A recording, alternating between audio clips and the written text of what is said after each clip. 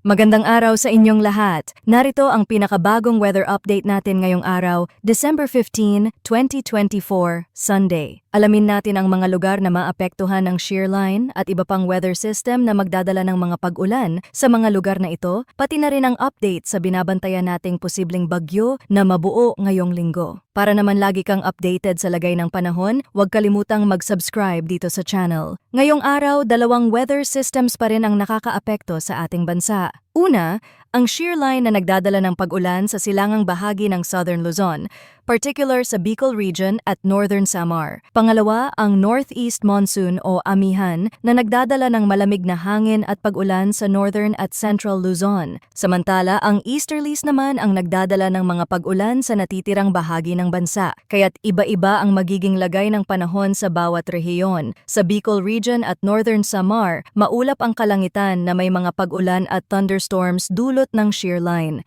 Posibleng magdulot ito ng flash floods o landslides, kaya mag-ingat po, lalo na kung nasa flood-prone areas. Sa Cagayan Valley, Cordillera Administrative Region, Aurora at Quezon, asahan ang maulap na kalangitan na may mga pag-ulan dulot ng amihan. Sa Metro Manila at iba pang bahagi ng Luzon, bahagyang maulap hanggang maulap ang kalangitan na may paminsan-minsang mahihinang ulan dulot ng amihan. Walang inaasahang malaking epekto mula rito, ngunit magdala pa rin ng payong bilang proteksyon. Sa natitirang bahagi ng bansa, asahan ang bahagyang maulap hanggang maulap na kalangitan na may mga pag-ulan o thunderstorms dulot ng easterlies. Mag-ingat po sa posibleng flash floods o landslides kung magkakaroon ng malalakas na thunderstorms. Ngayon naman, tingnan natin ang latest update ng PAGASA sa Tropical Cyclone Threat Potential. Dito inilalabas ang forecast kung may mabubuo bang low pressure area sa mga susunod na linggo. Sa week 1, mula December 13 hanggang 19, ang TC threat potential ay likely, kaya't may katamtamang tsansa na mabuo ang isang bagyo sa southeastern boundary ng Philippine Area of Responsibility na kikilos papuntang silangan ng Mindanao at Visayas. Sa week 2, mula December 20 hanggang 26, may isa pang low pressure area na posibleng mabuo, pero mababa ang tsansa na maging ganap na bagyo. Kung titingnan natin ang ibang forecast models tulad ng GFS ng United States, makikita na by December 20 ay nasa Mindanao o Visayas na ang posibleng direksyon nito. Subalit, malaki rin ang posibilidad na malusaw ito dahil sa lumalakas na amihan. Patuloy natin itong babantayan. Ang kaulapan sa silangan ay nagpapakita rin ng low pressure area na unti-unting nabubuo pero mababa pa rin ang tsansa na ito ay mag-develop. Ang panahon ay mabilis magbago kaya't manatiling updated sa mga susunod na ulat mula dito sa channel para sa pinakabagong balita tungkol sa lagay ng panahon. Salamat sa inyong pagtutok. Stay safe, mga kababayan.